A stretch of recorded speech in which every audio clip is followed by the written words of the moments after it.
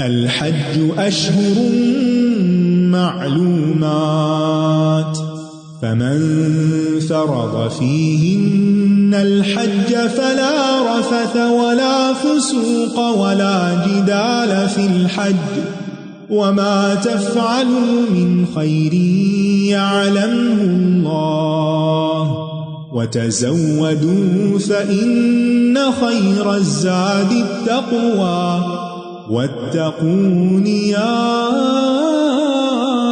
أولي الألباب ليس عليكم جناح أن تبتغوا فضلا من ربكم فإذا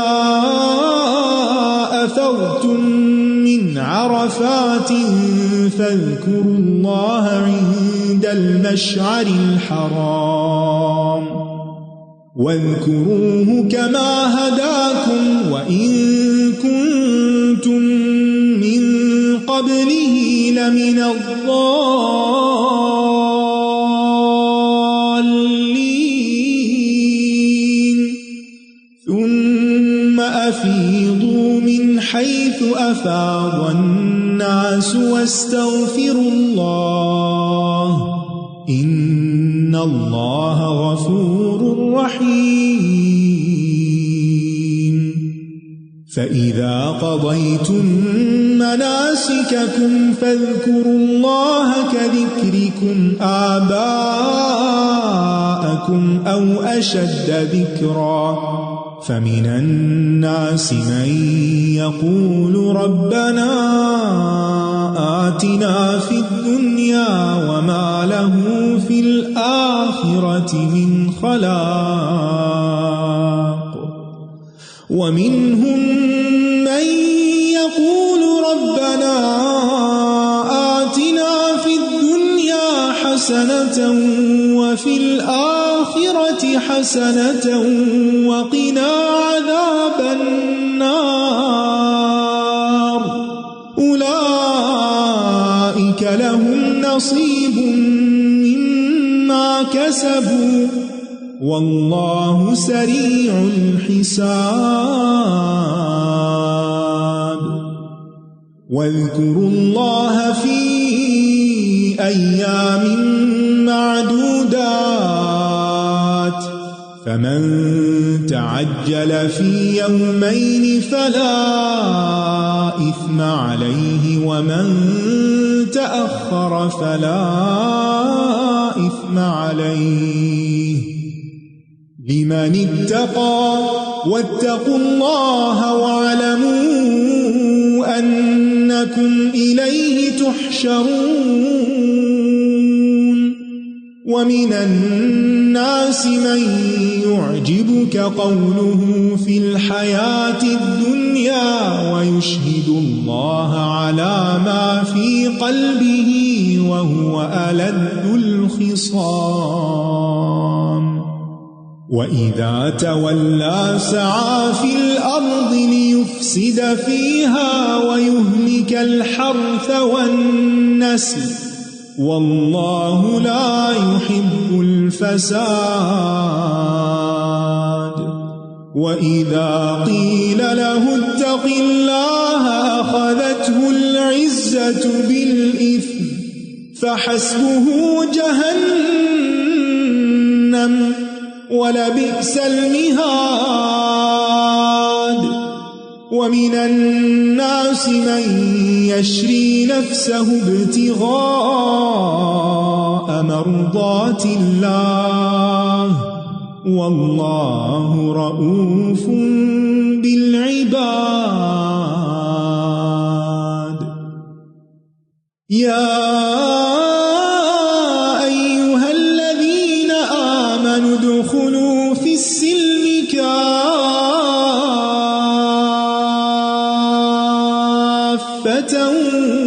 ولا تتبعوا خطوات الشيطان إنه لكم عدو مبين فإن زللتم من بعد ما جاءتكم البينات فاعلموا أن الله عزيز حكيم هل ينظرون إلا أن يأتيهم الله في ظلل من الغمام والملائكة وقضي الأمر وإلى الله ترجع الأمور۔ حج کے مہینے معلوم یعنی مقرر ہیں، تو جو شخص ان مہینوں میں حج لازم کر لے تو حج کے دوران نہ کوئی بے حیائی کی بات کرے اور نہ کوئی گناہ کرے اور نہ لڑائی جھگڑا کرے، اور جو بھی نیک کام تم کرو گے اللہ اس کو جانتا ہے، تو اللہ ہی کے لیے کرو۔ اور تم زاد راہ لے لو، پس بے شک بہترین زاد راہ تقویٰ ہے، اور اے عقل والو مجھ سے ڈرتے رہو، یعنی نیک کام کرتے ہوئے بھی ڈرتے رہو۔ تو حج مبرور وہ حج ہوتا ہے جس میں انسان دنیا میں زاہد بن کر اور آخرت کی رغبت کرنے والا بن کر لوٹے، اور نیکی کے کسی کام کو انسان حقیر نہ سمجھے، چاہے وہ چھوٹی سی نیکی ہی کیوں نہ ہو۔ وَمَا تَفْعَلُوا مِنْ خَيْرٍ يَعْلَمْهُ اللَّهُ۔ پھر یہ کہ لوگوں کی جیبوں پر توکل کرنے کی بجائے اپنا ساز و سامان خود ساتھ رکھے۔ وَتَزَوَّدُوا فَإِنَّ خَيْرَ الزَّادِ التَّقْوَىٰ۔ یہ اللہ پر توکل نہیں کہ انسان بغیر تیاری کے گھر سے نکل جائے کہ میں اللہ کے راستے میں ہوں، اللہ تعالیٰ خود ہی مجھے دے گا۔ زاد راہ ساتھ لینے کا فائدہ یہ ہوگا کہ انسان سوال سے بچ جائے گا۔ تو شرعی تیاری یا شرعی اسباب کے ساتھ ساتھ مادی اسباب بھی مہیا کرنے چاہیے، ان کا بھی اہتمام کرنا چاہیے۔ حج فرض ہی اس شخص پر ہے کہ جو ان اسباب کو مہیا کر سکے، اس کے پاس زاد راہ ہو، پیچھے رہنے والوں کے لیے بھی ان کا خرچ وغیرہ موجود ہو۔ اور اسی طرح صرف مادی اسباب کافی نہیں کہ آپ کے ٹریول ڈاکیومنٹس آپ کے پاس ہیں، آپ کے پاس پیسے ہیں، کریڈٹ کارڈ ہے، سب کچھ ہے، اب آپ کو کوئی فکر نہیں، آپ کے ہوٹلز بک ہیں، آپ کی فلائٹس بک ہیں، آپ کے کھانے پینے کا انتظام سب ٹھیک ہے، صرف اتنا کافی نہیں۔ فَإِنَّ خَيْرَ الزَّادِ التَّقْوَىٰ۔ صرف سامان پیک نہیں کرنا، تقویٰ بھی ساتھ لے کے جانا ہے، اللہ سے ڈرتے ہوئے اللہ کی خاطر حج کا ارادہ کرنا ہے، اور قدم قدم پر اللہ کی نافرمانی سے بچنا ہے، تاکہ مشقتوں کے ساتھ کیا ہوا عبادت کا یہ عمل گناہوں کی معافی کا ذریعہ بھی بنے، دعاؤں کی قبولیت کا ذریعہ بھی بنے، درجات کی بلندی کا ذریعہ بھی بنے، اور پھر وہاں جو دعائیں کی جائیں وہ صرف دنیا نہ مانگی جائے، بلکہ عقل مند وہ ہے جو کہے ربنا آتنا فی الدنیا حسنۃ وفی الآخرۃ حسنۃ وقنا عذاب النار۔ یہ سب سے بڑی کامیابی ہے کہ انسان آگ سے بچ جائے، آگ سے بچ جائے۔ لہذا جو حج کی نیت کرے وہ یہ نیت کریں کہ اللہ اس حج کے بدلے مجھے جہنم کی آگ سے بچا لینا۔ حج صرف فریضے کی ادائیگی کا نام نہیں، حج کے بے شمار فوائد ہیں، لہٰذا جو بھی حج پر جائے وہ پوری تیاری کے ساتھ جائے، تیاری کر کے جائے، کیونکہ کچھ لوگ حج کے لیے چل پڑتے ہیں لیکن نہ کچھ پڑھتے ہیں، نہ سیکھتے ہیں، سمجھتے ہیں، پھر ہر دائیں بائیں سے سوال پہ سوال کیے چلے جاتے ہیں۔ تو صرف سوال کر کے ہی آپ کام نہیں چلا سکتے، آپ کو جو بھی عمل کرنا ہے عبادت کا اس کے لیے تیاری کریں۔ تیاری میں علمی تیاری بھی، جسمانی تیاری بھی، مالی تیاری بھی، ہر طرح کے اسباب فراہم کرنا۔ تم پر کچھ گناہ نہیں کہ حج کے دوران اپنے رب کا فضل تلاش کرو، اگر زاد راہ ساتھ کم ہے تو وہاں بھی کام کر کے کما سکتے ہو۔ پھر جب تم عرفات سے واپس لوٹو تو مشعر حرام یعنی مزدلفہ کے پاس اللہ کا ذکر کرو، اور اس کا ذکر اسی طرح کرو جیسے اس نے تمہیں ہدایت کی ہے، یعنی جیسے ذکر کا طریقہ سکھایا ہے۔ ذکر کے خود ساختہ طریقے ایجاد نہیں کرنے چاہیے۔ اور بے شک تم لوگ اس سے قبل یقیناً گمراہوں میں سے تھے، پھر تم بھی وہیں سے واپس لوٹو جہاں سے سب لوگ واپس لوٹیں، اور اللہ سے بخشش مانگو، بے شک اللہ بے حد بخشنے والا نہایت رحم کرنے والا ہے۔ یہاں پر آپ دیکھیے کہ استغفار کی بات کی گئی ہے، اللہ سے بخشش مانگو، یعنی ہر عبادت اور عمل صالح کے بعد استغفار کی عادت بنا لیں۔ نماز کے فوراً بعد سلام پھیر کے سب سے پہلے کیا کہتے ہیں؟ اللہ اکبر، استغفر اللہ، استغفر اللہ، استغفر۔ اسی طرح حج کے بعد بھی کیا کہا جا رہا ہے؟ یعنی جب رکن اعظم ہو جائے، عرفات سے واپس لوٹو تو پھر استغفار کرتے رہو، اللہ سے بخشش مانگتے رہو. یہ مت سوچو اب تو حج ہو گیا، سارے گناہ صاف ہو گئے، معافی ہو گئی، اب کچھ اور کریں. پھر جب تم اپنے حج کے مناسک پورے کر چکو تو اللہ کو ایسے یاد کرو جیسے تم اپنے باپ دادا کو یاد کرتے تھے. یہ دور جاہلیت میں وہاں مجلسیں قائم ہوتی اور اپنے آباء و اجداد کے کارنامے بتائے جاتے، بلکہ اس سے بھی زیادہ والذین آمنوا اشد حبا للہ، تو جس سے محبت شدید ہوتی ہے اس کا ذکر بھی زیادہ ہوتا ہے. پھر لوگوں میں سے کوئی ایسا ہے جو کہتا ہے کہ اے ہمارے رب ہمیں دنیا میں ہی دے دے اور اس کے لیے آخرت میں کوئی حصہ نہیں، اور ان میں سے کوئی ایسا ہے جو کہتا ہے کہ اے ہمارے رب ہمیں دنیا میں بھی بھلائی عطا فرما اور آخرت میں بھی بھلائی عطا فرما اور ہمیں آگ کے عذاب سے بچا. کثرت ذکر کے بعد دعا کی قبولیت کی امید زیادہ ہوتی ہے. نیکی کا کام کرنے کے بعد دعائیں زیادہ قبول ہوتی ہیں، لہٰذا یہاں دعا کی بات بھی کر لی گئی. دعا کرنے والے لوگ دو طرح کے ہوتے ہیں، ایک صرف دنیا مانگنے والے اور دوسرے دنیا اور آخرت دونوں مانگنے والے. عقل مند کون ہے؟ دوسرے قسم کے لوگ. اور دنیا کی بھلائی میں کیا کیا شامل ہے؟ ہر طرح کی بھلائی جس کو آپ چاہتے ہوں، یعنی نیک بیوی، نیک اولاد، وسعت رزق، دین و دنیا کا علم، اور تمام مشکلات سے آسانی، عافیت. اور آخرت کی بھلائی میں جہنم سے نجات، جنت اور اللہ کی رضا کا حصول، حساب کتاب میں آسانی، اللہ تعالیٰ کا دیدار، یہ سب کچھ شامل ہے. تو کثرت سے یہ دعائیں کریں. نبی صلی اللہ علیہ وسلم کی اکثر دعا یہ ہوتی تھی، اور پھر خاص طور پر طواف کرتے ہوئے رکن یمانی سے حجر اسود تک ربنا آتنا فی الدنیا حسنہ.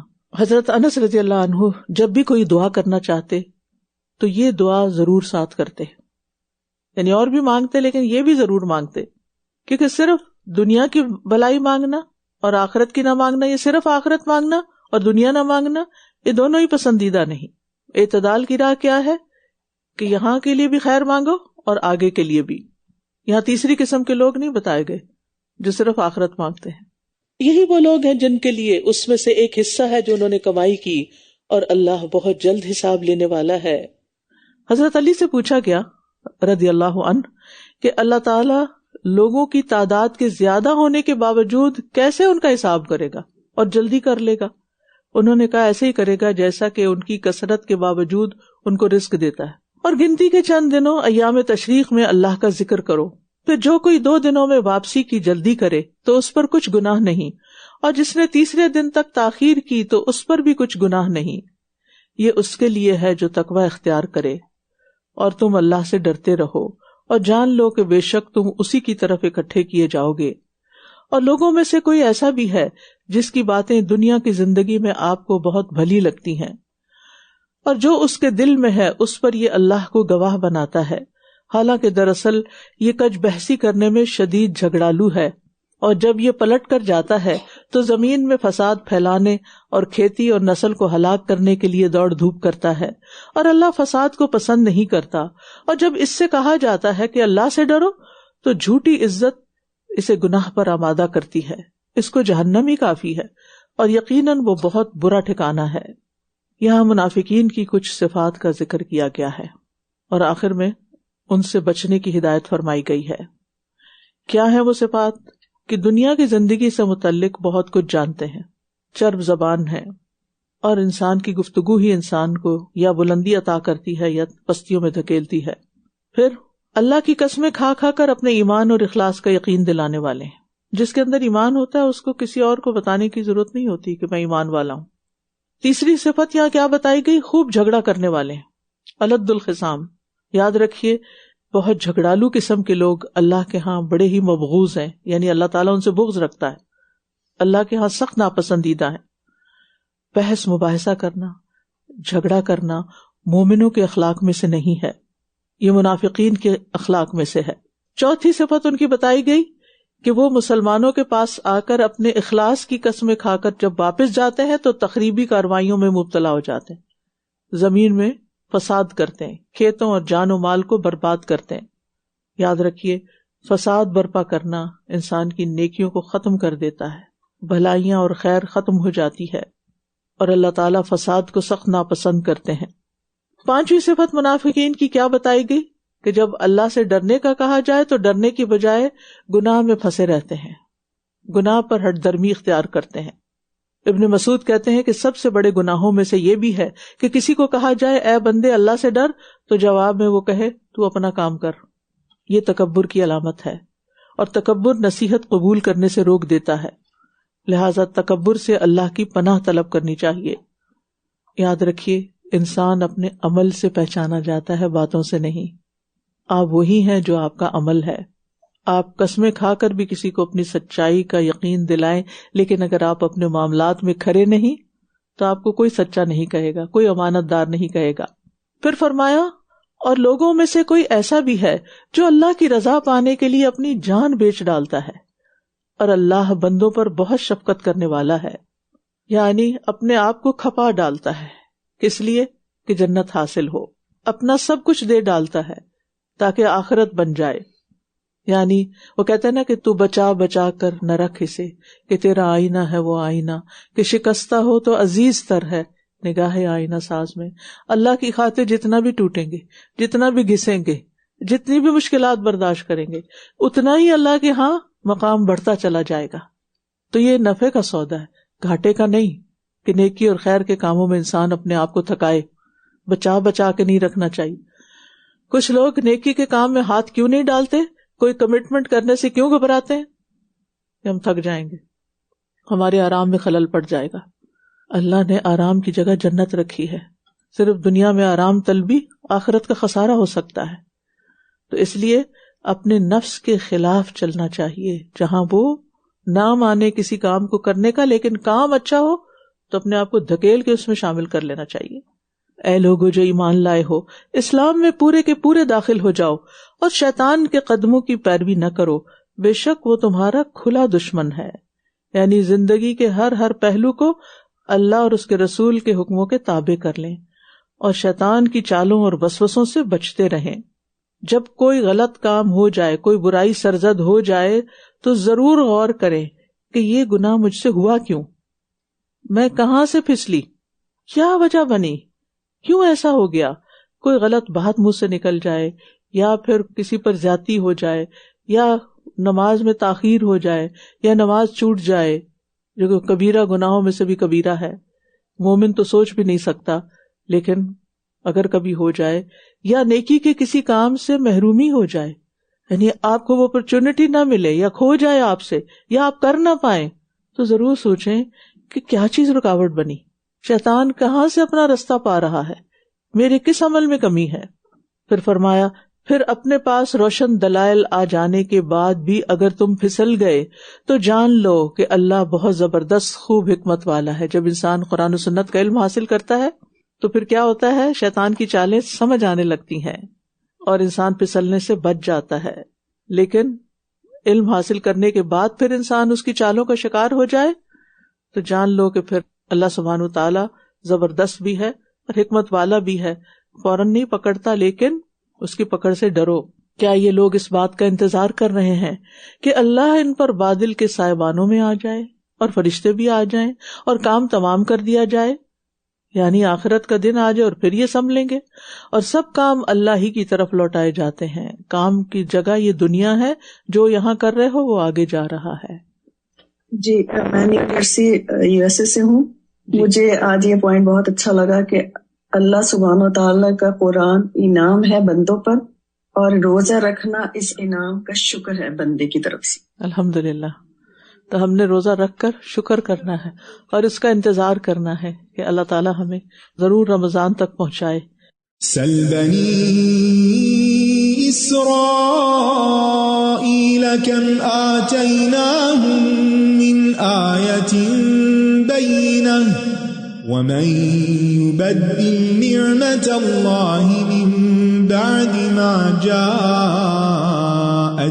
فإن اللہ شدید العقاب.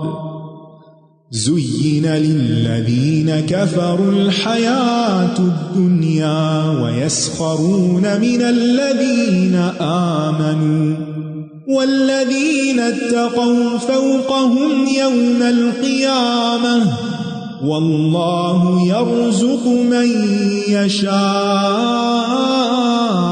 بغیر حساب كان الناس أمة واحدة فبعث الله النبيين مبشرين ومنذرين وأنزل معهم الكتاب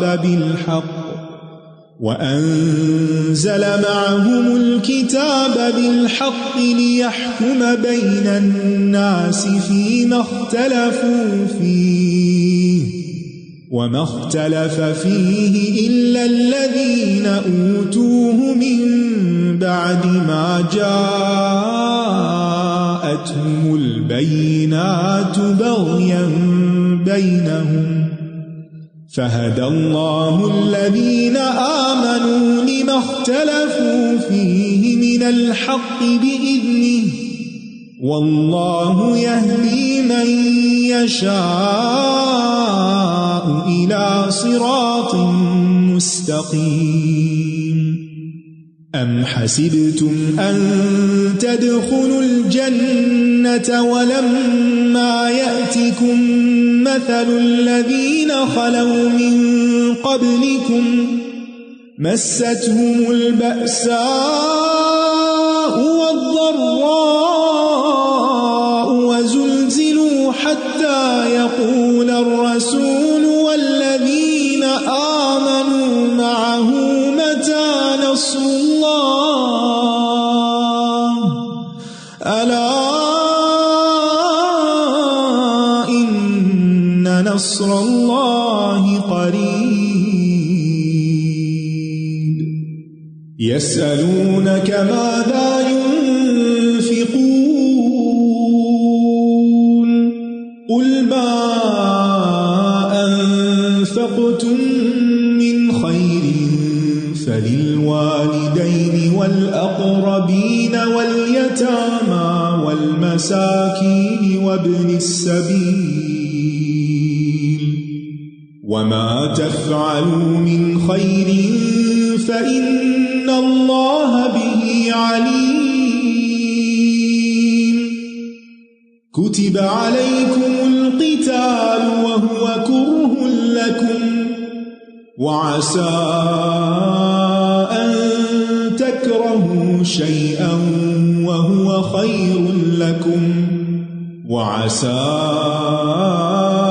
أن تحبوا شيئا وهو شر لكم والله يعلم وأنتم لا تعلمون. آپ بنی اسرائیل سے پوچھ لیجئے کہ ہم نے ان کو کتنی ہی روشن نشانیاں دیں، اور جو شخص اللہ کی نعمت کو اپنے پاس آ جانے کے بعد بدل دے تو وہ یاد رکھے کہ بے شک اللہ سخت سزا والا ہے. یاد رکھیے ناشکری سے نعمتیں ختم ہو جاتی ہیں. اللہ جس کو بھی کوئی دینی یا دنیاوی نعمت عطا کرے پھر وہ اس کا شکر ادا نہ کرے، اور جو اس پر فرائض عائد ہوتے ہیں وہ ادا نہ کرے تو وہ نعمت اس سے ختم ہو جاتی ہے، اور ناشکری نافرمانیوں میں تبدیل ہو جاتی ہے. شکر گزاری نعمتوں کو باقی رکھنے کا ذریعہ ہے. پھر فرمایا کفر کرنے والوں کے لیے دنیا کی زندگی خوشنما بنا دی گئی، اور یہ ان لوگوں سے تمسخر کرتے ہیں جو ایمان لائے، حالانکہ جو لوگ تقوی اختیار کریں وہ قیامت کے دن ان سے اوپر ہوں گے، اور اللہ جسے چاہتا ہے بے حساب رزق دیتا ہے. تو دنیا کی زندگی میں یا دنیا کی محبت میں سرکشی سے بچنا چاہیے، کیونکہ بعض اوقات انسان کو دنیا زیادہ مل جاتی ہے تو وہ کسی کو خاطر میں نہیں لاتا، انسان کو انسان نہیں سمجھتا، اور خاص طور پر دین والوں کو. یہ ان لوگوں سے تمسخر کرتے ہیں جو ایمان لائے، یعنی مکہ کے سرداروں اور ہر نبی کے مقابل سرداروں کا یہی رویہ رہا اپنے انبیاء کے خلاف اور ان کے فالوورز کے بارے میں کہ وہ ان کا مذاق اڑاتے تھے. پھر فرمایا ابتدا میں سب لوگ ایک ہی امت تھے، پھر وہ اختلاف کرنے لگے تو اللہ نے ان کی طرف خوشخبری دینے والے اور خبردار کرنے والے نبی بھیجے، اور ان کے ساتھ حق پر مبنی کتاب نازل کی تاکہ وہ لوگوں کے درمیان ان امور میں فیصلہ کرے جن میں انہوں نے اختلاف کیا، اور آپس کی ضد کی وجہ سے اس میں انہی لوگوں نے اختلاف کیا جن کو کتاب دی گئی تھی، اس کے بعد کہ ان کے پاس روشن دلائل آ چکے تھے، تو اللہ نے ایمان والوں کو اپنے اذن سے حق میں سے اس بات کی ہدایت دی جس میں انہوں نے اختلاف کیا تھا، اور اللہ جسے چاہتا ہے سیدھے رستے کی طرف ہدایت دیتا ہے۔ تو اس سے پتہ چلتا ہے کہ انسانیت کی ابتدا توحید سے ہی ہوئی تھی، سب لوگ دین توحید پر ہی تھے، وہاں اللہ کی مخلوقات کو معبود نہیں بنایا گیا تھا، جیسے سورج، چاند، آگ، ہوا، پانی، سب لوگ ایک ہی ملت تھے۔ پھر بعد میں جب اختلافات شروع ہوئے تو اللہ تعالیٰ نے انبیاء کے ذریعے حق کو واضح کیا ہمیشہ کہ انسان کو کس رستے پر چلنا ہے، لیکن جب انسان علم ہی حاصل نہیں کرتا تو پھر بہکانے والوں کے بہکاوے میں آ جاتا ہے۔ اور پھر آپ دیکھیے کہ اللہ سبحانہ تعالیٰ نے حق پر مبنی کتاب نازل کی، لہٰذا ہمیں کیا کرنا چاہیے؟ اس کتاب کے نزول پر، اس کو پڑھنے کی توفیق پر اللہ کا شکر ادا کریں کہ اللہ نے ہمارے سامنے اس کو کھول دیا۔ فرمایا کیا تم نے یہ سمجھ رکھا ہے کہ تم جنت میں داخل ہو جاؤ گے، جبکہ ابھی تک تمہیں اس جیسی آزمائش تو پیش ہی نہیں آئی جو تم سے پہلے گزرے ہوئے لوگوں کو پیش آئی تھی۔ ان کو سختیاں اور تکلیفیں پہنچیں اور وہ ہلا مارے گئے، یہاں تک کہ رسول اور وہ لوگ جو ان کے ساتھ ایمان لائے تھے پکار اٹھے کہ اللہ کی مدد کب آئے گی، سنو بے شک اللہ کی مدد قریب ہی ہے۔ تو اس سے کیا پتہ چلتا ہے کہ اگر ہمارے دین کے رستے پر چلنے میں کوئی مشکل آ رہی ہے تو ان لوگوں کی مشکلات کو یاد کر لیں جو ہم سے زیادہ ستائے گئے اللہ کے راستے میں، لیکن انہوں نے استقامت اختیار کی، وہ جمے رہے۔ اور پھر اگر کسی شخص کو آپ تکلیف میں دیکھیں، ایسے کسی مشکل میں دیکھیں تو اس کو حوصلہ دیں، اس کی تسلی کرائیں کہ یہ وقت بھی گزر جائے گا اور آزمائش تو مومن پر ہی آتی ہے۔ وہ آپ سے سوال کرتے ہیں کہ وہ کیا خرچ کریں، آپ کہہ دیجئے جو مال بھی تم خرچ کرو تو وہ والدین، قرابت داروں، یتیموں، محتاجوں اور مسافروں کے لیے ہے، اور جو بھلائی بھی تم کرو گے تو بے شک اللہ اس کو خوب جاننے والا ہے۔ پھر یاد دہانی کرا دوں کہ جو بھی خرچ کرنا ہے حلال مال سے خرچ کرنا ہے، کیونکہ اجر تو اسی پر ملے گا، حرام مال سے خرچ کیے ہوئے پر اجر نہیں ہے، بلکہ وہ انسان کے خلاف الٹا حجت بنے گا۔ اور پھر یہ بتا دیا گیا کہ مسلمان کا مال کہاں خرچ ہونا چاہیے، اور پھر خرچ کرتے ہوئے اپنی نیت کی تجدید کرتے رہنا چاہیے۔ وَمَا تَفْعَلُوا مِنْ خَيْرٍ فَإِنَّ اللَّهَ بِهِ عَلِيمٌ، جو بھی کر رہے ہو نا اللہ کو سب پتا ہے، لہذا اللہ ہی کی خاطر کرنا۔ تم پر اللہ کے راستے میں لڑنا فرض کر دیا گیا، حالانکہ وہ تمہیں ناپسند ہے، اور ہو سکتا ہے کوئی چیز تم ناپسند کرو اور وہ تمہارے لیے اچھی ہو، اور ہو سکتا ہے کہ کوئی چیز تم پسند کرو اور وہ تمہارے لیے بری ہو، اور اللہ جانتا ہے اور تم نہیں جانتے۔ تو اس سے پتہ چلتا ہے کہ اللہ کے دین کو قائم کرنے کے لیے انسان کو جو بھی حکم ملے اسے انسان قبول کر لے، چاہے وہ انسان کو ذاتی طور پر مشکل بھی لگے، پسند نہ بھی آئے۔ یعنی اللہ کا حکم تسلیم کرنا ایمان کی علامت ہے، اگرچہ وہ ہماری خواہش کے خلاف ہی کیوں نہ ہو۔ اور پھر انسان پر اچھے حالات ہوں یا اس کے برعکس ہوں، ہمیشہ انسان اللہ کی حمد بیان کرتا رہے، اللہ کو یاد کرتا رہے، کیونکہ واللہ یعلم وانتم لا تعلمون، اللہ جانتا ہے تم نہیں جانتے کہ اس نے تمہارے حق میں یا تمہارے بارے میں کوئی خاص فیصلہ کیوں کیا۔ ہماری زندگی میں تقدیر کے کچھ فیصلے ایسے ہوتے ہیں جو ہم پر بڑے ہی بھاری گزرتے ہیں، بڑے بھاری گزرتے ہیں، انسان ان کو ایکسپٹ نہیں کر پاتا، انسان ان کے بارے میں کبھی سوچتا نہیں، انسان کو یقین نہیں آتا کہ اس کے ساتھ کبھی ایسا ہو سکتا ہے، لیکن بہت سی ایسی چیزیں ہو جاتی ہیں جو انسان کو سخت ناپسند آتی ہیں۔ ان تکلیفوں کے آنے پر بھی انسان اللہ سے اچھا گمان رکھے کہ میرے لیے اس میں بھی کوئی بہت بڑی بھلائی، کیونکہ مومن کے نزدیک تو اصل کامیابی آخرت کی کامیابی ہے نا۔ تو آپ کو یہ یاد رکھنا چاہیے کہ بعض اوقات صرف عبادت کر کے آخرت کی کامیابی نہیں ملتی، بلکہ مشکلات پر صبر کر کے جتنا اجر ملتا ہے وہ شاید کسی نماز پڑھنے پر بھی نہ ملے۔ اللہ کی رضا پہ راضی ہونے سے جتنے درجات بلند ہوتے وہ شاید کسی دنیا کی بڑی سے بڑی دولت ملنے پر بھی آپ کو نہ ملے۔ تو اللہ جانتا ہے اور تم نہیں جانتے، یعنی ہر چیز میں معاملہ अल्लाह पे छोड़ दें। और कैसे? अल्लाह ज्यादा जानता है, अल्लाह को ज्यादा पता है, अल्लाह को मेरा हाल भी पता है। अल्लाह रहमान और रहीम है, अल्लाह करीम है, अल्लाह सुब्हानो ताला किसी पर जुल्म नहीं करता, अल्लाह ताला सब कुछ जानता है। अल्लाह ताला के हर काम और हर फैसले में कोई हिकमत होती है। अगर मेरी जिंदगी में ये मोड़ आ गया तो इसमें भी कोई हिकमत है, इसके जरिए भी अल्लाह ताला मुझे कुछ बेहतर नवाजना चाहता है। तो जो शख्स अल्लाह से जितना राजी होगा, अल्लाह उसको उतना ही राजी कर देगा। और जिसको अल्लाह की रजा मिल जाए उसे दुनिया में जन्नत मिल जाती है, उसके लिए मुश्किलें आसान हो जाती हैं, उसके लिए तकलीफें सहना आसान हो जाती हैं। वल्लाहु यअलमु व अंतुम ला तालमून। अल्लाह तुझे पता है, तूने मुझे इस सिचुएशन में क्यों डाला, मैं नहीं जानती, तू मेरी तकलीफों को दूर कर दे। मैं कमजोर इंसान हूँ, तेरी मदद की मोहताज हूँ, मुझे उस आजमाइश में ना डालना जिस पर मैं पूरा ना उतर सकूं, और मेरी इस तंगी को कुशादगी में बदल दे, मेरी बदहाली को खुशहाली में बदल दे, मेरे नुकसान को फायदे में बदल दे।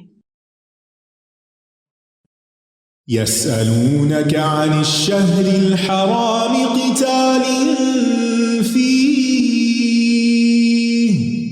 क़ुल क़ितालुन फ़ीहि कबीर वसद्दुन अन सबीलिल्लाहि व कुफ्रुन बिही वल मस्जिदिल हराम व इख़राजु अहलिही मिन्हु अकबरु इंदल्लाह वल फित्नतु अकबरु मिनल क़त्ल वला यज़ालून युक़ातिलूनकुम हत्ता यरुद्दूकुम अन दीनिकुम इन इस्तताअू वमन यर्तदिद मिनकुम अन दीनिही फयमुत वहुव काफिरुन फउलाइका हबितत अअमालुहुम फिद दुनिया वल आखिरह वउलाइका अस्हाबुन नार हुम फीहा खालिदून। इन्नल्लज़ीना आमनू वल्लज़ीना हाजरू वजाहदू फी सबीलिल्लाहि उलाइका यर्जून रहमतल्लाह वल्लाहु गफूरुर रहीम। यस्अलूनका अनिल खम्रि वल मैसिर क़ुल फ़ीहिमा इस्मुन कबीरुन व मनाफ़िउ लिन्नासि व इस्मुहुमा अकबरु मिन नफ़्इहिमा वयस्अलूनका माज़ा युन्फ़िक़ून क़ुलिल अफ़्व कज़ालिक युबय्यिनुल्लाहु लकुमुल आयाति लअल्लकुम ततफक्करून फिद दुनिया वल आखिरह वयस्अलूनका अनिल यतामा क़ुल इस्लाहुन लहुम खैर व इन तुखालितूहुम फइख्वानुकुम वल्लाहु यअलमुल मुफ्सिद मिनल मुस्लिह वलौ शाअ अल्लाहु लअअनतकुम इन्नल्लाह अज़ीज़ुन हकीम। वला तंकिहुल मुश्रिकाति हत्ता युमिन वलअमतुन मुमिनतुन खैरुन मिन मुश्रिकतिन वलौ अअजबतकुम वला तुंकिहुल मुश्रिकीन हत्ता युमिनू वलअब्दुन मुमिनुन खैरुन मिन मुश्रिकिन वलौ अअजबकुम उलाइका यदऊन इलन नार वल्लाहु यदऊ इलल जन्नह والمغفرة بإذنه ويبين آياته للناس لعلهم يتذكرون۔ یہ آپ سے حرمت والے مہینے میں لڑائی کرنے کے بارے میں سوال کرتے ہیں، کہہ دیجئے کہ ان میں لڑائی کرنا بہت بڑا گناہ ہے، اور اللہ کے راستے سے روکنا اور اس سے کفر کرنا اور مسجد حرام سے روکنا اور اس کے رہنے والوں کو اس سے نکال دینا اللہ کے نزدیک اس سے بھی بڑا گناہ ہے، اور فتنہ قتل سے کہیں بڑھ کر ہے، اور یہ لوگ ہمیشہ تم سے لڑتے رہیں گے یہاں تک کہ اگر وہ استطاعت رکھتے ہوں تو تمہیں تمہارے دین سے پھیر دیں۔ یعنی ہر دور میں ایسی کوششیں ہوتی رہیں کہ مسلمان نہ رہیں، لیکن لوگ کامیاب نہ ہوئے، مگر آج کا دور ایسے فتنے کا دور ہے کہ مسلمانوں کی اکثریت اپنے ہی دین کے بارے میں بدگمان ہے اور دین سے پھری ہوئی ہے، منحرف ہے۔ اور جو کوئی تم میں سے اپنے دین سے پھر گیا، مرتد ہو گیا، پھر کفر کی حالت میں ہی مر گیا، تو ایسے لوگوں کے اعمال دنیا اور آخرت میں ضائع ہو گئے، نہ ان اعمال کا، ان نیکیوں کا یہاں کوئی بدلہ ملا اور نہ آگے ملے گا، اور یہی لوگ آگ کے ساتھی ہیں، یہ اس میں ہمیشہ رہنے والے ہیں۔ ہم سب کو اپنے لیے اور اپنی اولادوں اور اولادوں کی بھی نسلوں کے لیے دین پر ثابت قدمی کی دعا کرتے رہنا چاہیے، کیونکہ جتنے فتنے آج کل ہیں اس اعتبار سے لوگوں کا دین پر قائم رہنا بہت مشکل ہو گیا ہے، اور اللہ ہی ہے جو ہمیں تھام سکتا ہے اور ہمارے دلوں کو باندھ سکتا ہے کہ ہم اس دین پر راضی رہیں۔ تو وہ دعا ہے جو نبی صلی اللہ علیہ وسلم مانگا کرتے تھے کثرت سے، یا مقلب القلوب ثبت قلبی علی دینک، اے دلوں کو الٹ پلٹ کرنے والے، میرے دل کو اپنے دین پہ جما دے، شرح صدر دے دے، یقین دے دے، اور کبھی اس سے پھرنے کی کوئی سوچ یا خیال تک نہ آئے۔ بے شک وہ لوگ جو ایمان لائے اور جن لوگوں نے ہجرت کی اور اللہ کے راستے میں جہاد کیا، وہی لوگ اللہ کی رحمت کی امید رکھتے ہیں، اور اللہ بے حد بخشنے والا، نہایت رحم کرنے والا ہے۔ اللہ کی خاطر اپنا گھر بار چھوڑ دینا، اللہ کی خاطر کوششیں کرنا، یہ اللہ کی رحمت کو لانے کا ذریعہ ہے۔ یہ آپ سے شراب اور جوئے کے بارے میں سوال کرتے ہیں، آپ کہہ دیجئے کہ ان دونوں میں بڑا گناہ ہے، اور لوگوں کے لیے کچھ فائدے بھی ہیں، اور ان دونوں کا گناہ ان کے فائدوں سے زیادہ بڑا ہے۔ اور وہ آپ سے سوال کرتے ہیں کہ وہ کیا خرچ کریں، کہہ دیجئے کہ جو بھی تمہاری ضرورت سے زائد ہو۔ اس طرح اللہ تمہارے لیے اپنی آیات کھول کھول کر بیان کرتا ہے تاکہ تم غور و فکر کرو۔ یہاں شراب کے بارے میں پہلا حکم اللہ تعالیٰ نے دیا، اور لفظ خمر استعمال ہوا ہے۔ خمر کہتے ہیں نشہ آور چیز کو، ڈھانپ لینے والی۔ رسول اللہ صلی اللہ علیہ وسلم نے فرمایا ہر نشہ آور چیز خمر ہے، یعنی جس سے بھی نشہ ہوتا ہے، اور ہر نشہ آور چیز حرام ہے، اور جس نے دنیا میں شراب پی اور وہ اس حال میں مر گیا کہ شراب کا عادی ہو گیا اور اس نے اس سے توبہ نہیں کی، تو وہ آخرت میں شراب نہیں پیے گا۔ یعنی اگر مسلمان ہے، ایمان والا ہے، سزا بھگت کے جنت میں پہنچ بھی گیا تو جنت میں اس کو شراب نہیں ملے گی۔ یاد رکھیے کچھ چیزوں سے اللہ نے ہمیں روکا ہے، اور اللہ نے ہر اس چیز سے روکا ہے جس میں ہمارا نقصان ہے، لیکن بعض اوقات اس میں کوئی فائدہ بھی ہوتا ہے۔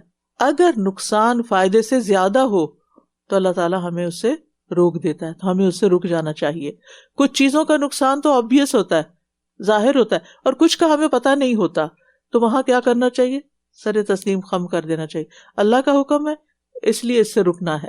اور اسی طرح میسر، جوا، لاٹری اور جوئے کی جتنی بھی قسمیں ہیں، چاہے اس میں کچھ فائدہ بھی انسان کو ہو تب بھی اللہ نے اس کو منع کیا، کیونکہ چند لوگوں کا فائدہ اور ہزاروں کا نقصان ہوتا ہے، کیونکہ ان کا پیسہ ڈوب جاتا ہے۔ اسی طرح اس کو بطور اصول لیجئے زندگی میں کہ وہ کون سے کام ہیں جن کو کر کے وقت ضائع ہوتا ہے، نہ دین کے نہ دنیا کے، اور کچھ بھی حاصل نہیں ہوتا، تو مجھے اپنی زندگی سے ان کو نکال دینا چاہیے، چاہے وہ اس درجے کی ایڈکشن نہ بھی ہو۔ آج آپ دیکھیں کہ لوگوں کو اسکرین ایڈکشن ہے، اور شراب تو عقل کو ڈھانپتی ہے، اسکرین میں بھی جو بچے ڈوب جاتے ہیں ان کو بھی کوئی آواز سنائی نہیں دیتی اور کسی کی کوئی نصیحت اثر نہیں کرتی۔ اگر ہم اس درجے کی حرمت نہ بھی کہیں تو بہرحال اس کے نقصان فائدے سے زیادہ ہیں۔ اور اب تو ریسرچ سے بھی پتہ چل رہا ہے کہ جن بچوں کو بچپن میں اسکرین سے دور رکھا گیا ان کا فوکس زیادہ تھا. اور آج بھی مائیں افسوس یہ کہ بچوں کو کھانا کھلانے کے لیے یا اپنی کوئی بات منوانے کے لیے ان کو اسکرین دے دیتی ہیں اپنے سر سے اتارنے کے لیے، اور خود بھی اسکرین لے کے بیٹھی ہوتی. کیا کنیکشن ہے بھائی آپ کا اپنے بچے کے ساتھ؟ آپ بھی اسکرین پر ہیں، بچہ بھی اسکرین پر ہے، اور وہ جانوروں کی طرح بغیر سوچے سمجھے کھائے جا رہا ہے، اور آپ انجوائے کر رہے ہیں، ہنس رہے ہیں، اپنی اور ہی دنیا میں ہیں، کسی اور کے ساتھ ہی کنیکٹڈ ہیں. اور اپنا بچہ جو کہ آپ کی محبت کا طلبگار ہے، آج اسے محبت نہیں دے رہے تو کل بڑھاپے میں وہ آپ کو کہاں سے پوچھے گا دنیا اور آخرت کے معاملات میں. اور وہ آپ سے یتیموں کے بارے میں سوال کرتے ہیں، آپ کہہ دیجئے کہ اصلاح کرنا ہی ان کے لیے بہتر ہے. یعنی ٹھیک ہے ان کے کھانے پینے کا انتظام کرو، لیکن ان کی اصلاح اور ان کی فلاح و بہبود کا بھی خیال کرو. اور اگر تم ان کو اپنے ساتھ شامل کر لو تو وہ تمہارے بھائی ہیں، اور اللہ خوب جانتا ہے کہ خرابی کرنے والا کون ہے اور اصلاح کرنے والا کون. اور اگر اللہ چاہتا تو تمہیں مشکل میں ڈال دیتا کہ ان کا کھانا پینا سیپریٹ کرو، پھر ہر چیز میں حساب کتاب کرنا ہوتا. بے شک اللہ بہت غالب خوب حکمت والا ہے. تو گویا یتیموں کے مالوں کے علاوہ بھی ان کے تمام معاملات میں اصلاح کی کوشش کرنی چاہیے. اور پھر آپ دیکھیے کہ یہاں پر تقوی والوں کی علامت کیا ہے، اللہ سے ڈرنے والوں کی علامت کیا ہے، کہ وہ ہر معاملے میں کیئرفل ہوتے ہیں کہ کہیں کسی کا حق ہمارے حصے میں نہ آ جائے. اسی لیے وہ سوال کرتے ہیں کہ کیا کریں، کیسے معاملہ کریں. اور تم مشرک عورتوں سے نکاح نہ کرو جب تک کہ وہ ایمان نہ لے آئیں. آپ کو معلوم ہے نا، یہاں ایک بہت بڑا ایشو ہے یہ کہ بچے جب ان کا ایکسپوجر ہوتا ہے مختلف ادیان کے لوگوں کے ساتھ تو بعض اوقات پھر شادی کے معاملات میں مشکلات پیش آتی ہیں.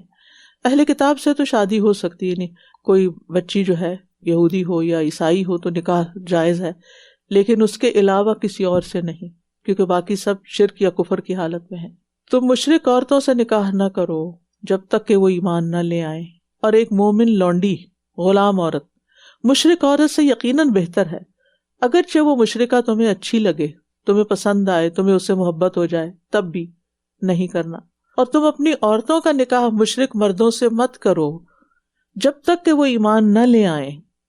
اور ایک مومن غلام مشرک مرد سے یقیناً بہتر ہے، اگرچہ وہ تمہیں اچھا لگے، پسند آئے. یہ لوگ آگ کی طرف بلاتے ہیں. شادی ایک ایسا بندھن ہوتا ہے کہ جس کے بعد انسان ایک دوسرے کی عادات اور اخلاق اختیار کر لیتا ہے، ایک دوسرے کی بہت سی چیزیں قبول کر لیتا ہے، اور اس کے بغیر گھر کی زندگی چلتی نہیں. تو پھر اگر ایک مسلمان کسی ایسے سے شادی کرتا ہے جو دین پر ہی نہیں اور وہ ویسا ہی ہو جاتا ہے، تو پھر کیا ہے، اس کی محبت میں تم آگ کے گڑھے میں جا گرے. اور اللہ اپنے اذن سے تمہیں جنت اور مغفرت کی طرف دعوت دیتا ہے اور اپنی آیات لوگوں کے لیے واضح کرتا ہے تاکہ وہ نصیحت حاصل کریں. لوگوں کو کھول کھول کے حکم بتا رہا ہے تاکہ وہ سمجھیں، لیکن لوگ حکم پڑھیں سنیں تو تبھی پتہ چلے گا نا کہ اللہ کیا چاہتا ہے، ورنہ تو پھر انسان اپنے نفس کی خواہشات کے پیچھے چلتا ہے. تو مومن کے لیے کیا لازم ہے کہ ان تمام چیزوں سے بچے جس سے اس کی آخرت کو نقصان پہنچتا ہو. یہی دراصل کامیابی ہے، جو آخرت کی ناکامی سے بچ جائے. وَيَسْأَلُونَكَ عَنِ الْمَحِيضِ قُلْ هُوَ أَذًى فَاعْتَزِلُوا النِّسَاءَ فِي الْمَحِيضِ وَلَا تَقْرَبُوهُنَّ حَتَّى يَطْهُرْنَ فَإِذَا تَطَهَّرْنَ فَأْتُوهُنَّ مِنْ حَيْثُ أَمَرَكُمُ اللَّهُ إِنَّ اللَّهَ يُحِبُّ التَّوَّابِينَ وَيُحِبُّ الْمُتَطَهِّرِينَ. نِسَاؤُكُمْ حَرْثٌ لَكُمْ فَأْتُوا حَرْثَكُمْ أَنَّىٰ شِئْتُمْ وَقَدِّمُوا لِأَنفُسِكُمْ وَاتَّقُوا اللَّهَ وَاعْلَمُوا أَنَّكُمْ مُلَاقُوهُ وَبَشِّرِ الْمُؤْمِنِينَ. وَلَا تَجْعَلُوا اللَّهَ عُرْضَةً لِأَيْمَانِكُمْ أَن تَبَرُّوا وَتَتَّقُوا وَتُصْلِحُوا بَيْنَ النَّاسِ والله سميع عليم لا يؤاخذكم الله باللغو في أيمانكم ولكن يؤاخذكم بما كسبت قلوبكم والله غفور حليم للذين يؤلون من نسائهم تربص 4 أشهر فإن فاءوا فإن الله غفور رحيم وإن عزموا الطلاق فإن الله سميع عليم والمطلقات يتربصن بأنفسهن 3 قروء ولا يحل لهن أن يكتمن ما خلق الله في أرحامهن إن كن يؤمن بالله واليوم الآخر وبعولتهن أحق بردهن في ذلك إن أرادوا إصلاحا ولهن مثل الذي عليهن بالمعروف وللرجال عليهن درجة والله عزيز حكيم. اور وہ آپ سے حیض کے بارے میں سوال کرتے ہیں، آپ کہہ دیجئے کہ وہ ایک نجاست ہے، تو حیض کے دوران عورتوں سے الگ رہو، یعنی جسمانی تعلق قائم نہیں کرو، اور جب تک وہ پاک نہ ہو جائیں ان سے قربت نہ کرو، پھر جب وہ اچھی طرح پاک ہو جائیں تو ان کے پاس آؤ جہاں سے اللہ نے تمہیں حکم دیا ہے، یعنی صحیح راستے سے، بیک سے نہیں. بے شک اللہ بہت توبہ کرنے والوں اور بہت پاک صاف رہنے والوں سے محبت کرتا ہے جو لوگ فطرت پر ہوتے ہیں. قرآن کریم میں طہارت کے تفصیلی احکامات آئے ہیں، حتیٰ کہ قرآن مجید میں بھی اس کو موضوع بنایا گیا ہے. اس سے پتہ چلتا ہے کہ ہمارا دین کتنا صفائی پسند ہے، پاک صاف رہنے کو کتنی اہمیت دیتا ہے. اور پھر آیت کے اختتام پر آپ دیکھیے کہ ہر گناہ سے توبہ اور خوب توبہ، توابین بننا، اور ہر نجاست سے اجتناب کرنا اور خوب اجتناب کرنا، بچ کے رہنا، یہ اللہ کی محبت کا باعث ہے. لہٰذا ہمیں ظاہری اور باطنی دونوں طرح کی طہارتوں پر توجہ دینی چاہیے، یعنی گناہوں سے بھی خود کو صاف کرنا چاہیے، اور ظاہری نجاستیں جو انسان کے جسم سے نکلتی ہوں یا باہر سے اس پر کوئی آ گرے، ان سب سے اپنے آپ کو پاک صاف کرنا چاہیے، کیونکہ یہ اللہ کی محبت کا باعث ہے. اسی لیے آپ دیکھیں کہ ہر نماز کے لیے باوضو ہونا شرط ہے، کیونکہ وہ بھی طہارت کا ذریعہ ہے. نجاستوں سے پاک ہونے کے لیے استنجا کرنا پسندیدہ فعل ہے، اور آپ دیکھیں کہ یہ انسان کی فطرت پر ہونے کی علامت ہے. جب انسان پاک صاف رہتا ہے، صفائی پسند ہوتا ہے، کیونکہ انسان کی فطرت میں نجاست سے گھن ہے. پھر فرمایا تمہاری عورتیں یعنی بیویاں تمہارے لیے کھیتی ہیں، تو تم اپنی کھیتی میں جس طرح چاہو آؤ، اور اپنے نفسوں کے لیے نیک عمل آگے بھیجو، اور اللہ سے ڈرو اور جان لو کہ یقیناً تم اس سے ملاقات کرنے والے ہو، اور مومنوں کو خوشخبری دے دیجیے. اور تم اللہ کو اپنی قسموں کے لیے اس طرح آڑ نہ بناؤ کہ تم نیکی اور تقوی اختیار نہ کرو گے، اور لوگوں کے درمیان صلح نہیں کراؤ گے، اور اللہ خوب سننے والا خوب جاننے والا ہے. اللہ تمہاری لغو قسموں پر تمہارا مواخذہ نہیں کرے گا، یعنی تمہیں نہیں پکڑے گا، لیکن وہ ان قسموں پر تمہارا مواخذہ کرے گا جن کا ارادہ تمہارے دلوں نے کیا، جان بوجھ کے جو گناہ کیا. اللہ بہت بخشنے والا، بہت حلم والا ہے. اللہ سبحانہ تعالیٰ کا نام لے کے جھوٹ بولنا یہ بہت ہی غلط قسم کا کام ہے، بہت کبیرہ گناہ ہے، بہت بڑی غلطی. جھوٹ تو ویسے ہی گناہ ہے، لیکن اللہ کا نام لے کے اللہ کو حاضر کر کے جھوٹ بولنا، یعنی جھوٹی قسم کھانا، یہ تو بڑی حیرت کی بات ہے. یعنی اس کا مطلب ہے کہ انسان کے دل میں ذرا بھی اللہ کا ڈر نہیں، کوئی ادب نہیں، کوئی تعظیم نہیں. تو اللہ سبحانہ وتعالیٰ کی تعظیم اور ادب میں سے یہ بات ہے کہ اس کے نام کے ساتھ جھوٹ مت بولیں. جو لوگ اپنی بیویوں سے ترک تعلق کی قسم کھا لیتے ہیں ان کے لیے 4 ماہ کی مہلت ہے، پھر اگر وہ رجوع کر لیں تو یقیناً اللہ بہت بخشنے والا ہے، نہایت رحم کرنے والا ہے. یعنی اگر کوئی مرد اپنی بیوی سے سیپریشن اختیار کرتا ہے تو 4 ماہ کی مہلت ہے، پھر فیصلہ کر دے، یا واپس رجوع کرے یا پھر طلاق دے. عورت کو یوں لٹکتا نہ چھوڑے.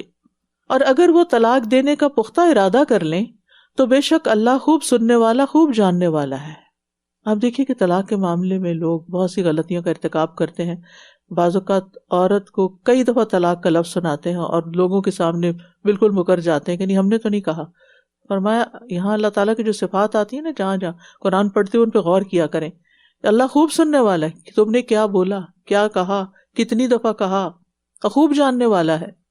اور طلاق یافتہ عورتیں اپنے آپ کو 3 حیض آنے تک انتظار میں رکھیں، یعنی شادی نہ کریں. یہ عدت کی مدت ہوتی ہے طلاق یافتہ عورت کے لیے.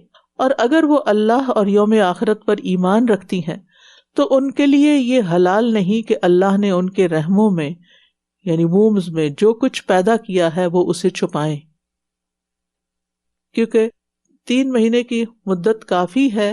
3 پیریڈ 3 حیض آنے تک کہ پتہ چل جاتا ہے کہ عورت جس نے طلاق دی اس شوہر سے پریگننٹ ہے یا نہیں، کیونکہ بچے کے نسب کا معاملہ ہے. اور اس دوران ان کے شوہر انہیں واپس لانے کے زیادہ حقدار ہیں اگر وہ اصلاح کا ارادہ رکھتے ہوں. یعنی 3 مہینے کے اندر کوئی شوہر اگر پھر اپنی طلاق کو ریووک کر دیتا ہے کہ رجوع کرنا چاہتا ہے تو پھر واپس بیوی کو لے سکتا ہے. اس میں شوہر کی بات ہوگی، بیوی کی نہیں. اور ان عورتوں کے لیے معروف طریقے سے ویسے ہی حقوق ہیں جس طرح ان پر ذمہ داریاں ہیں، اور مردوں کو ان پر ایک درجہ حاصل ہے، کیونکہ گھر بھی ایک انسٹیٹیوشن کی طرح ہے. کسی بھی انسٹیٹیوشن کا ایک ہیڈ ہوتا ہے، بس کا ایک ڈرائیور ہوتا ہے، دوسرا اس کا مددگار ہو سکتا ہے. آپ یوں سمجھے کہ اگر مرد ایک کنگ ہے تو بیوی کیا ہے؟ کوئین ہے. دونوں کے اپنے اپنے حقوق ہیں، اور اللہ بہت زبردست خوب حکمت والا ہے. تو اصل چیز یہ ہے کہ زوجین، شوہر اور بیوی دونوں ایک دوسرے کے حقوق اور فرائض کی پابندی کریں. اسی سے خاندان پنپتا ہے، گرو کرتا ہے، اس میں خوشحالی آتی ہے. صرف ایک شخص کے کرنے سے بات نہیں بنتی جب تک کہ دوسری طرف سے رسپانس نہ ہو. وَلَهُنَّ مِثْلُ الَّذِي عَلَيْهِنَّ بِالْمَعْرُوفِ. اور پھر اس کے لیے کیا کرنا چاہیے؟ ان تعلقات کو مینٹین کرنا چاہیے. یہ بنانے سے بنتے ہیں، اور بنانے میں ہر شخص کو یہ پتا ہونا چاہیے کہ کیا چیز خوشحالی اور خوشگواری لاتی ہے. شوہر کو یہ پتا ہونا چاہیے کہ بیوی کن باتوں سے خوش ہوتی ہے، اور بیوی کو بھی پتا ہونا چاہیے کہ شوہر کس بات سے خوش ہوتا ہے، تاکہ دونوں ایک دوسرے کو خوش رکھنے کی شعوری کوشش کریں، بعض اوقات اپنے جذبات کو کنٹرول کر کے بھی. اور پھر یہاں پر آپ دیکھیے کہ اللہ نے مرد کو ایک درجہ زیادہ دیا ہے تاکہ خاندان کا نظام صحیح طور پر چل سکے. اس کا یہ مطلب نہیں کہ اس درجے کی وجہ سے وہ نیکیوں میں بھی آگے ہے یا اللہ کا زیادہ پسندیدہ ہے یا پھر اس کا درجہ جنت میں بھی زیادہ بلند ہوگا. وہ تو ہر ایک کے اپنے اپنے عمل کے مطابق ہوگا. تو یاد رکھیے، یہ کہنا کہ دونوں بالکل برابر ہیں یہ خالق کی بات کی مخالفت ہے. اللہ نے ہر ایک کو حقوق دیے ہیں، لیکن اللہ نے شوہر کو ایک درجہ دیا ہے، لہٰذا جس کا درجہ کسی بھی وجہ سے جو اللہ جانتا ہے بڑا ہے تو اس کو رسپیکٹ دینا لازم. مرد خوش ہوتا ہے رسپیکٹ دینے سے. جو بیوی رسپیکٹ نہیں دیتی اس گھر میں خوشحالی نہیں ہو سکتی. اور بیوی خوش ہوتی ہے محبت دینے سے. جو شوہر محبت دینا نہیں جانتا وہ خوشی حاصل نہیں کر سکتا. تو دونوں کو ہی اپنی اپنی ذمہ داریاں پوری کرنی چاہیے. وآخر دعوانا ان الحمد للہ رب العالمین. سبحانک اللہم وبحمدک، اشہد ان لا الہ الا انت، استغفرک واتوب الیک. السلام علیکم ورحمۃ اللہ وبرکاتہ. اللهم اجعل القرآن ربيع قلبي ونور صدري. اللهم اجعل القرآن ربيع قلبي ونور صدري. اللهم اجعل القرآن ربيع قلبي ونور صدري